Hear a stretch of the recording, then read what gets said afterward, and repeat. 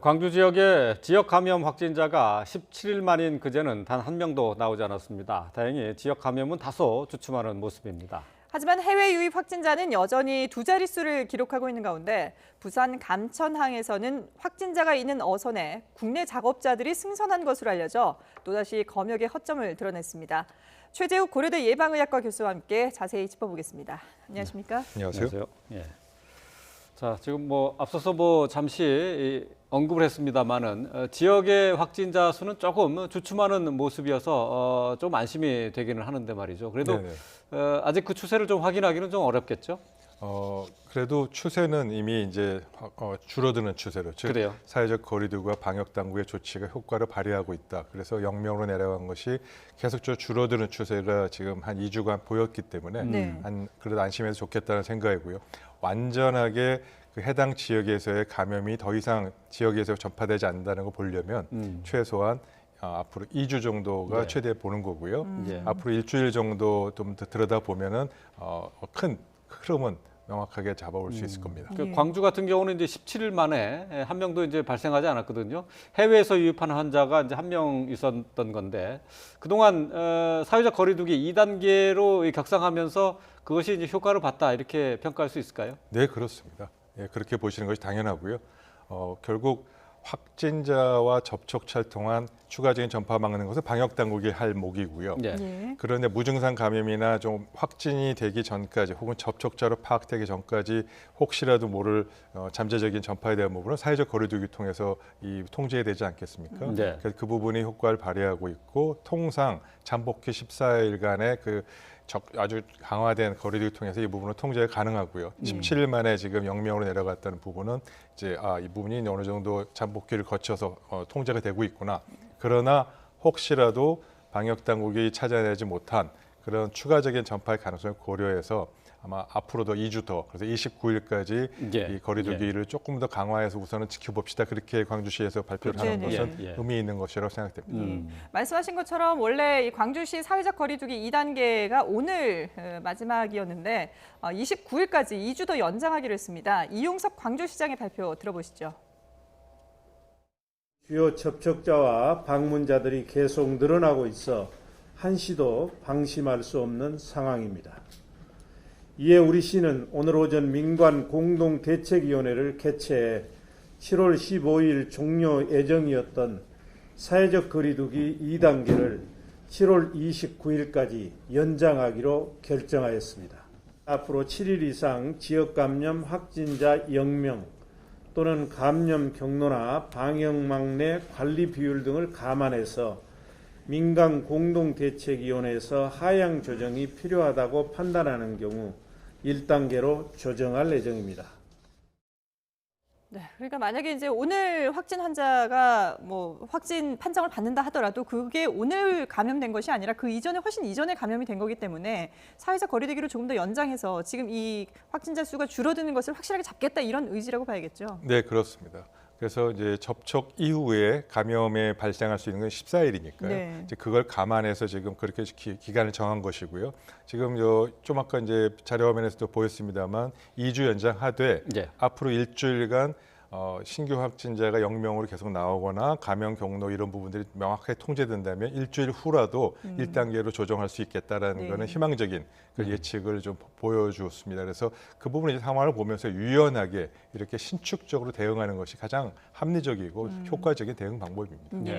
그동안 이제 광주 지역에서는 환자 발생이 나오면서 근데 이제 깜깜이 환자 그러니까 어디서 감염됐는지 모르는 환자가 이제 계속 나오는 것 때문에 좀 두려워했었는데 생각보다는 쉽게 잡힌 게 글쎄 이제 사회적 거리두기의 효과라고 봐야 할까요? 네, 그렇습니다. 감염 경로를 알 수 없는 깜깜이 환자라는 부분들이 진짜 당초 어떻게 생각하시면 되냐면요. 광주 지역만 하더라도 광주 지역에서 발생한 것이 아니고 지금 서울, 인천, 대전을 통해서 전파된 거 아닙니까? 그래서 이 전파되는 경로 자체에 원래 깜깜이처럼 어디서 전파되는지 모르는 그런 경우가 있었고요. 그러나 광주에서 발생한 환자들 통해서 추가적으로 전파가 된 부분을 찾아냈습니다. 그래서 이제 이게 관리가 되는 거고요. 그러니까 사회적 거리두기는 광주뿐만 아니라 전국적으로 지금 확산을 해서 하고 있기 때문에 그러한 부분에 통제가 된 효과라고 보입니다. 근데 지금 지역 감염도 지역 감염이지만 이게 오히려 지금 해외 유입 그 확진자들이 더 늘고 있는 상황이거든요. 이런 부분은 좀 우려스러운 상황 아닐까 싶습니다. 뭐 수치상으로 보면 좀 그렇게 보일 것 같습니다. 네. 그러나 이제 전체 일일 신규 확진자 수가 그 전체 숫자가 줄다 보니까 예. 상대적으로 해외 유입 감염자 숫자가 퍼센트 구성비가 좀 증가한 것으로 보이고 있고요. 예. 그러나 절대 숫자에 놓고 숫자를 관점에서 보면은 여전히 우리나라는 아직까지 해외 뭐 신규 다 지역 포함해서 예. 100명 미만이고 보통 50명 내외에서 왔다 갔다 하기 때문에 네. 아직은 통제 가능하고 관리 가능하다라고 보이는 것이 바람직하겠고요. 다만 해외 유입 감염자 수가 이보다 더 많이 숫자가 증가하거나 혹은 이를 관리하기 위한 비용이나 여러 가지 부담들이 너무 부담이 우리나라에 커진다면 이에 대한 네. 대책은 가질 필요가 있겠죠. 예. 그러면 이게 위험하다고 보는 그 해외 유입 수치를 어느 정도로 예측을 할 수 있을까요? 전체적으로 1,000명, 하루에 100명 이상 이제 감염자 숫자가 신규 확진자 증가하는 경우는 이제 부담이 되겠죠. 지금 하루 매일 들어오는 해외 입국자가 4,000명 정도입니다. 그러나 실제 사실 경제가 활성화되고 통상적인 수준으로 가면 4,000명이 아니라 몇만 명이 그렇죠. 되고 10만 명, 20만 명이 돼야 됩니다.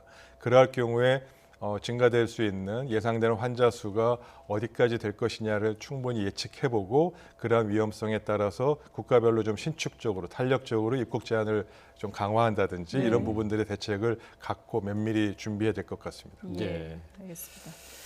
자, 저희가 저 얘기를 나누는 사이에 방역 당국에 어제 하루 확진 환자 집계가 나왔습니다. 어제 하루 동안에는 모두 39명의 신규 확진 환자가 나왔습니다. 누적 확진자는 이로써 13,551명으로 늘어나게 됐습니다. 예. 자, 어제 하루 39명 가운데 지역 발생이 11명입니다. 서울과 경기, 광주, 대전 등에서 확진자가 추가가 됐고요. 입국 검역 과정에서 23명이 신규 확진을 받은 것을 포함해 신규 해외 유입이 28명입니다. 역시 어제 하루에도 지역 발생보다는 해외 유입 확진자가 훨씬 많은 상황입니다. 네. 어제 추가로 사망자는 없었고요. 누적 사망자 289명이 그대로 유지가 됐습니다. 어제 하루 모두 39명, 전날 33명, 30명대를 어쨌든 유지를 했습니다. 근데 역시 또 해외 유입 환자가 더 많은 편인데요. 좀 이런 상황에서 부산 감천항에서 해외 선박을 타고 온 선원에서 또 확진 환자가 나왔습니다. 근데 그 양상이 지난번과 마찬가지로 승선에서 검역하지 않은 가운데서 좀 나왔거든요. 이게 또 다시 문제가 제기되고 있어요. 네, 몇 가지 허점이 조금 보이는 것 같이 생각되긴 합니다. 그러나 이제 좀 자세히 내막을 좀 들여다보면 이 배가 들어왔다가 다시 또 나갔다가 왔다 갔다 하는 과정에서 통상 이제 6월 24일부터인가요? 이제 모든 입항하는 선원 그 배에서는 승선 검역을 하게 되어 있습니다. 근데 승선 검역의 조건은 대상은 그 선원들이 하선하겠다. 우리 배에서만 있지 않고 하선하겠다는 그런 상황에서는 승선 검역을 하는데 이 실제로는 이 배는 승선 검역을 했고 하는 검역 결과가 나오는 과정에서 하루 정도 기다려야 되는데 그 기다리는 과정에서 환자가 나왔고 그 기간에 벌써 올라가서 수리를 한 겁니다. 그래서 이 부분은 좀 허점이 좀 있고요. 그래서 이런 그 아주 디테일하고 좀 세부적인 부분에서의 허점 부분은 조금 더 보완이 필요하다고 생각됩니다. 전자 검역만 한 줄 알았는데 실제로는 승선 검역을 한 겁니까? 네, 해서 환자가 확인된 겁니다. 예. 근데 지금 조금 전에 리포트 내용을 보면 말이죠. 일단 선원들이 모두 하선하지 않겠다라는 조건으로 전자 검역을 실시했고 그 이후에 일부 이제 선원들이 하선을 하겠다고 하니까 이제 검사를 한 거거든요. 맞습니다. 이 과정에서 이제 발견이 됐습니다. 네, 맞습니다. 그 문제는 없는 건가요? 네, 그게 바로 이제 좀 이 허점 같은 거죠. 처음에는 하선하지 무조건 않겠다 일단 그래서 그 입항한 선박에 대해서는 선원들의 하선 여부와 상관없이 검역을 하게 돼 있는 건 아닌가요? 그렇진 않고요. 입항하더라도 잠깐 들었다 그냥 지나가는 경우는 스쳐 지나가는 경우는 어쩔 수 없고 검역할 필요가 없겠죠. 이제 하선을 하겠다 그런 경우에 이제 특별한 조치를 승선 검역을 해서 반드시 하게 돼 있고 그렇지 않은 경우는 이제 전자 검역을 통해서 추가적인 조치만 봅니다. 근데 이 배는 하선하지 않겠다고 해서 전자 검역을 대상자였는데 그리고 그래서 전자검열로 끝났습니다. 근데 바로 또 그 다음 날 하선하겠다 그래서 승선검열하는 과정에서 이제 두 가지가 다 있던 거죠. 그러면서 이 착오가 있어서 올라가고 내려가고 하는 이 접촉이 이루어진 부분이고요. 예. 그래서 이런 부분은 좀 명확하게 그 검역 당국이 조금 더 정확하게 기준과 절차와 이런 부분을 보완할 필요가 있다고 보입니다. 그러게요. 근데 이게 지금 이 선박 같은 경우에는 선원들이 하선을 하지 않았다고 하더라도 선박 수리를 위해서 우리 노동자들이 근로자들이 그 선박에 들어갔거든요. 이러면서 이제 다수의 접촉자가 나왔는데 그러니까 이런 경우라면은 하선하지 않는다고 하더라도 검역을 해야 되는 것 아닐까요? 맞습니다. 그래서 그런 부분들 보완해야 된다는 얘기는 계속 나오고 있었고요. 단순하게 기항을 하는 것이 아니고 수리를 목적으로 특별한 목적과 장기간의 어떤 체류를 목적으로 들어오는 경우에 한해서는 네. 이 해당 국에서의 뭐 PCR 검사나 뭐 여러 가지 그런 상황들을 고려하는 것 넘어서 보다 적극적으로 이 우리나라 입장에서 이런 승선 검역이든지 기타 검역의 조치를 강화해야 될 필요성이 그래서 있다고 여러 가지 이제 이야기들이 그래서 나오고 있는 상황입니다. 예.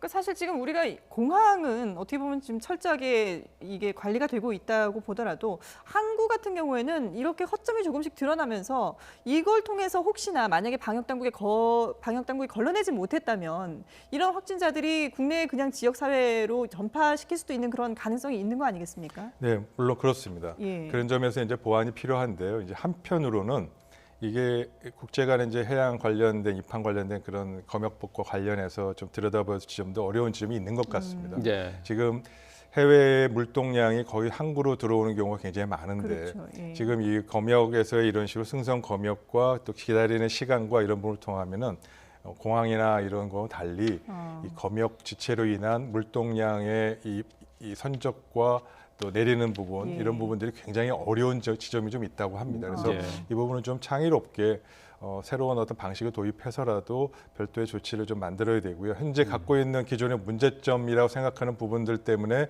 검역 조치가 강화가 안 이루어진다면 곤란하겠죠. 그래서 조금 더 창의적인 방법을 찾아봐야 될 시점 같습니다. 예.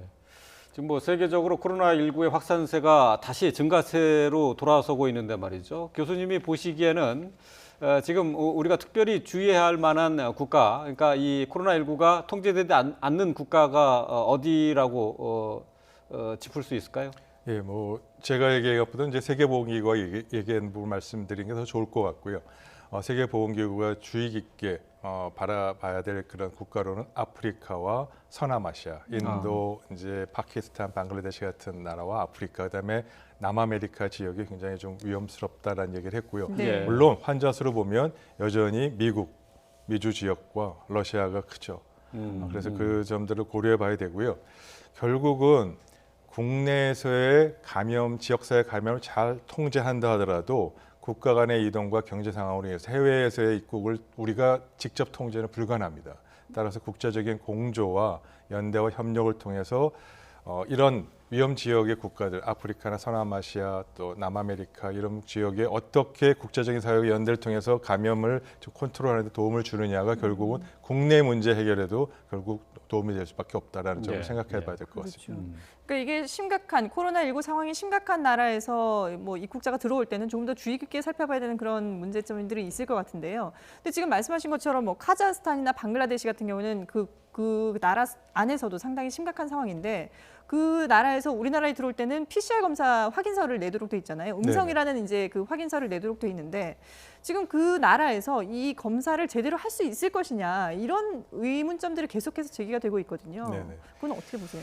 네, 지금 4개 국가가 이제 PCR 검사를 제출 의무화했습니다. 네. 방글라데시, 파키스탄, 키르기스탄, 카자흐스탄입니다. 네. 지금 말씀하신 대로 검사의 신뢰성에 대해 걱정을 하시는데 PCR 검사 자체는 국제적으로 공인된 방법이기 때문에 그거는 다 결과는 똑같이 나올 수밖에 없습니다. 어느 나라에서 하든 간에 똑같이 나오는 거예요. 대체로 의료 수준하고 상관없는 얘기군요. 네, 그 공인된 방법이고요. 대부분 전 세계 몇 가지 제품이 다 공통적으로 쓰여서 특별히 검사 결과 제대로 시행되었다면 결과 자체는 특별히 문제 삼을 건 없는데요. 제가 아마 그것보다 더 우려하시는 거는 그러한 검사가 혹시라도 제대로 되었겠느냐, 절차가 제대로 시행되어서 이것이 믿을 만한 결과이겠느냐. 혹시 뭐 위조나 변조가 있을 수 있지 않을까 이런 걱정들을 하는 거죠. 네, 여러 가지 그런 가능성들을 생각하고 있고요. 뭐 이 얘기는 좀 다른 얘기입니다만 얼마 전에 파키스탄에서 비행기 사고가 났었지 않습니까? 그 비행기 사고의 파키스탄 공식 발표가 조종사가 위조된 그 비행기 운전 그 면허증을 갖고 있다는 것이 아마 전 세계를 경악하게 해서 지금 파키스탄 비행기가 전 세계에서 공항에 이착륙이 금지될 정도여서 여러 가지 뭐 꼭 그런 건 아니겠습니다만 그러한 부분들을 어떻게 찾아낼 것인지에 대한 부분들은 조금 국제적인 공조가 필요해 보입니다. 네. 지금 뭐 입국할 때 이제 검역 강화하는 나라가 이제 4개 국가인데 말이죠. 이제 방글라데시, 파키스탄, 키르기스탄, 카자흐스탄 이렇게 4개 국가인데 이외에 더 늘려야 된다라는 이 부분을 지금 방역 당국에서 생각을 좀 하고 있는 것 같은데요. 추가로 늘린다면 어디를 더 늘릴 수 있을까요? 이제 우리랑 좀 왕래가 좀 많은 나라들이 아마 좀 고려 대상이 아닐까 싶기도 하고요. 네, 숫자상으로만 본다면 감염 위험도와 크기를 놓고 본다면 결국은 미국이 좀 위험하지요. 그래요. 그리고 미국도 이제 주마다 상황이 워낙 다르기 그렇죠. 때문에 뉴욕과 텍사스, 플로리다는 극과 극입니다. 그래서 그런 지역별로 어떻게 조정할 수 있을 것인지를 또 외교적으로 이런 검역에서 어떻게 걸러낼 수 있을 것인지 기술적인 부분이 좀 필요합니다. 그래서 미국이라든지 남아메리카, 인도 또 아프리카 이런 특정 국가들 몇몇 국가들은 좀 확대 제한을 할 필요가 있다라는 것은 필요성이 계속 제기되고 있고요. 다만 이런 부분들이 공중보건학적인 기준뿐만 아니고 외교적인 또 기술적인 그런 부분들을 감안해서 실행 가능한 합리적인 대안들이 좀 강화될 필요성이 있어 보입니다. 근데 뭐 입국 금지를 하지 않는 이상은 일단 뭐 해외에서 들어오는 사람들을 막을 수는 없는 그런 입장이잖아요.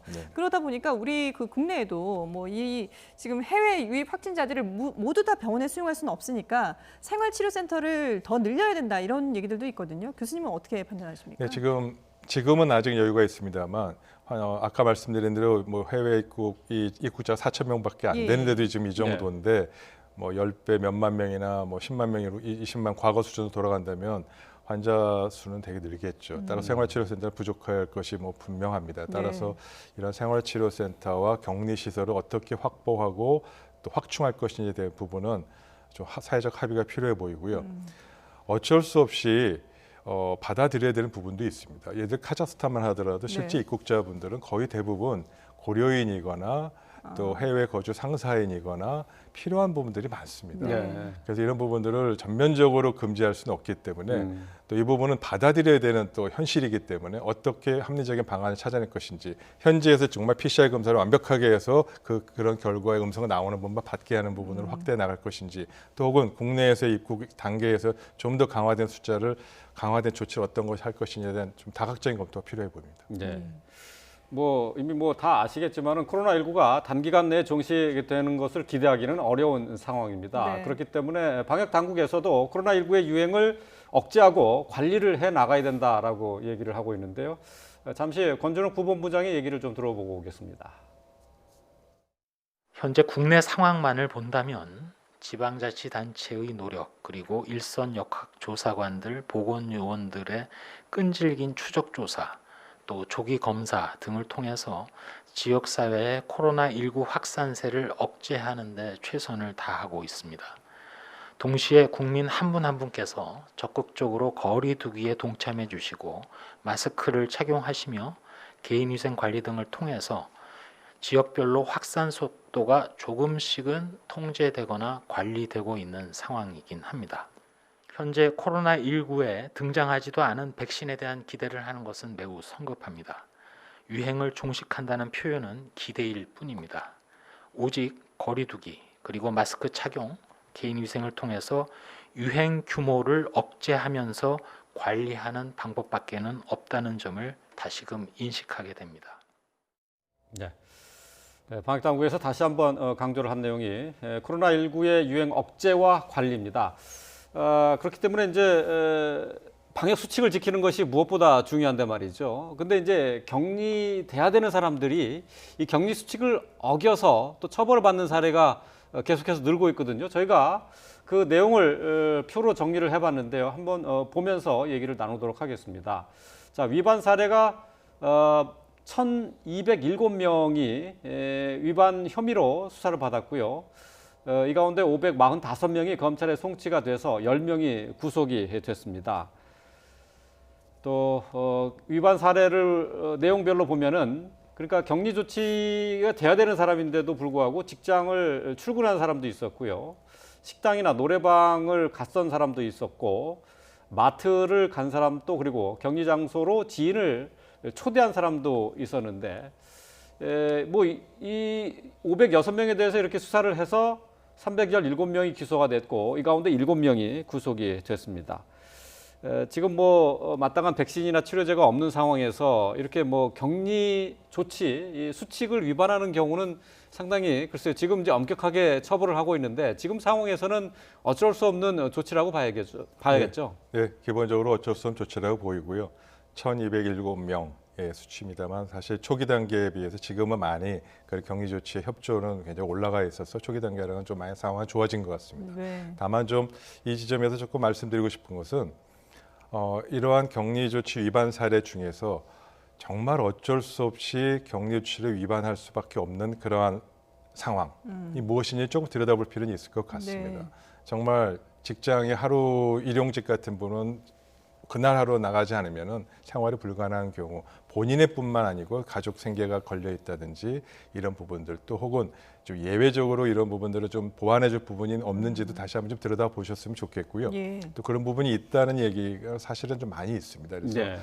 지금 많이 보완이 되고 있고 격리하는 과정에서도 생필품부터 다 드리지만 그것만으로 좀 부족한 그런 사회 보장적인 차원에서 좀 보완될 필요도 같이 좀 들여다보면서 이 격리 조치 예방에 대한 또 이 단속에 대한 부분도 같이 병행해 나가는 것이 좀 필요하다고 생각합니다. 예. 네. 자, 지금 뭐 이렇게 이 지금 코로나19가 언제까지 우리와 일상생활처럼 이렇게 살아가야 될지 모르는 그런 불명확한 상황이다 보니까 뭐 치료제라든지 개발 백신, 그 백신 개발에 대해서 조그만 뭐 어떤 소식이 들려도 상당히 이제 많은 관심들이 보이거든요. 근데 미국에서 올해 안에 여름이 끝나기 전에 백신을 개발할 수 있다라는 얘기가 나오고 있는데 이건 어느 정도 가능성이 있다고 봐야 되나요? 네, 지금 뭐 여러 가지 그 좋은 소식들이, 반가운 소식들이 지금 들려오고 있습니다. 미국 모더나 회사에서 임상 시험 중인 백신이 항체 형성이 4배, 5배 정도 아주 효과적으로 잘 형성되고 있다. 네. 그래서 이런 부분들을 3만 명 대상으로 임상 시험 3상을 바로 시행하겠다. 또 미국 당국도 이러한 이 백신에 대한 걸 2가지 회사 제품을 토대로 해서 생산을 해서 금년 말이면 생산을 가능하도록 하겠다. 네. 다양한 반가운 소식들이 들리고 있고요. 저도 뭐 그런 면에서 굉장히 긍정적으로 생각합니다. 우리나라도 지금 3가지 후보 물질을 갖고 백신 개발에 지금 돌입해서 이번 진행을 잘 하고 있습니다. 네. 근데 다만 이 점에서 조금 이제 반갑지만 그래도 전체적인 맥락에서 좀 신중을 기해야 될 것은 내년까지는 가야 보편적인 생산이 가능할 것이다. 그리고 보편적인 생산이 가능한 과정에서 혹시라도 있을 수 있는 부작용을 면밀히 검토하고 또 그런 부분을 검증하는 과정에서 많은 제품들이 안 쓰이게 될 경우가, 사용하지 못하는 경우가 많이 있기 때문에 조금 더 시간을 갖고 기다려보는 것이 좋겠다라는 생각을 말씀드리고 싶습니다. 네, 알겠습니다. 뭐 지금 뭐 여러 가지 이제 후보 물질이 나오고 있는데 말이죠. 어쨌든 시중에 안전하게 사용될 수 있는 약이 나오기에는 다소 시간이 좀 걸린다, 이렇게 봐야 되겠군요. 예. 네. 지금까지 최재욱 고려대 예방의학과 교수와 함께했습니다. 오늘 말씀 잘 들었습니다.